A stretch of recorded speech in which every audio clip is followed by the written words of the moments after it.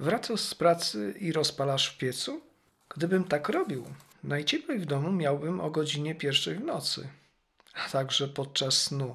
A przecież podczas spania w domu powinno być jak najzimniej. Co mógłbym w takiej sytuacji zrobić?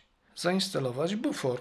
Wtedy mógłbym palić po powrocie z pracy, a ciepło rozprowadzać po domu w dowolnych godzinach. Jest jednak kilka ale. U mnie musiałby to być zbiornik z wodą 2000 litrów, plus pompy i zawory oraz zwiększone zużycie energii elektrycznej do ładowania i rozładowania bufora. Przy dotychczasowej mocy kotła spalanie w kotle trwałoby nadal w godzinach nocnych. Dla mnie dodatkowy bufor ciepła byłby rozwiązaniem akceptowalnym, gdyby spalanie paliwa kończyło się około godziny 22, czyli trwało 4 godziny.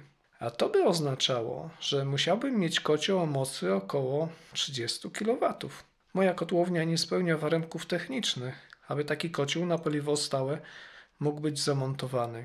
A co by było, gdyby ktoś rozpalił w kotle przed naszym powrotem z pracy? Tak wygląda rozkład temperatury w moim domu przy rozpaleniu w kotle o godzinie 11 i wygaszeniu kotła o godzinie 18 przy temperaturze na zewnątrz 0 stopni. Dzięki wcześniejszemu ogrzewaniu domu cieplej jest podczas godzin wieczornych, a zimniej w trakcie snu domowników. Jeżeli chcę mieć najcieplej w domu zawsze o godzinie 18, to o tej porze kocioł powinien wygasać. Jak osiągnąć najwyższą i stałą temperaturę w domu w trakcie największej aktywności domowników? Trzeba wiedzieć, jaką ilość paliwa należy spalić i o jakiej porze. Uproszczenie u mnie wygląda to następująco. Jak jest minus 10 stopni Celsjusza, w kotle trzeba rozpalać o 6:07. Jak jest około zera, wtedy rozpalać należy o 11 godzinie. Jak jest średnio około 6 stopni, kocioł powinien zacząć pracować o godzinie 14.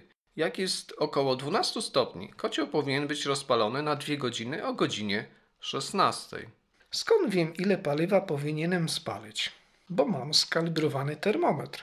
Patrzę na termometr, jest na nim 21 stopni Celsjusza. Aby podnieść temperaturę w domu o 1,2 stopnia, potrzebuję spalić 18 kg węgla, czyli 1,5 węglarki.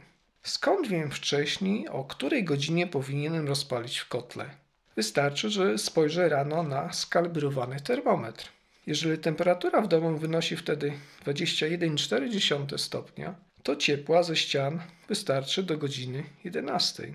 Jeżeli temperatura jest wyższa od 21,4 stopnia, to rozpalić wystarczy o godzinie 14. Jeżeli temperatura do rana spadła do 21 stopni, to w kotle należy rozpalić rano. Skalibrowany termometr pozwala bardzo łatwo zmienić cykl ogrzewania w czasie weekendu. Na przykład rozpalając w kotle 2 razy na dobę, podnosząc temperaturę rano i wieczorem. A także gdy osoba obsługująca kocioł ma inne ważniejsze zadania do wykonania w czasie cyklicznego rozpalania. Palenie w kotle zasypowym ze stałą mocą jest proste. Trzeba tylko wiedzieć, ile paliwa zasypać i kiedy go rozpalić. Jeżeli chcecie się dowiedzieć, w jaki sposób można skalibrować termometr do ogrzewania domu kotłem zasypowym, to obejrzyjcie sobie mój poprzedni film. Ten film zrobiłem z 2 powodów. Po pierwsze, chciałem Wam pokazać, że da się uzyskać komfort cieplny i wysoką sprawność ogrzewania użytkując kocioł zasypowy bez bufora. Dotyczy to dużych murowanych domów i ocieplonych, w których mieszkają osoby mogące obsługiwać kocioł zasypowy w ciągu dnia.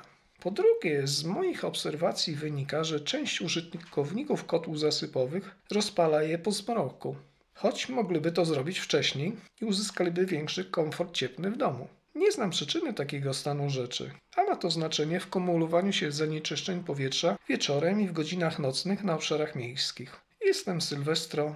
Zapraszam do polubienia i komentowania filmu. Napiszcie w komentarzach, w jaki sposób Wy kontrolujecie temperaturę w domu. Zapraszam do subskrybowania mojego YouTube'owego kanału i oglądania innych moich filmów.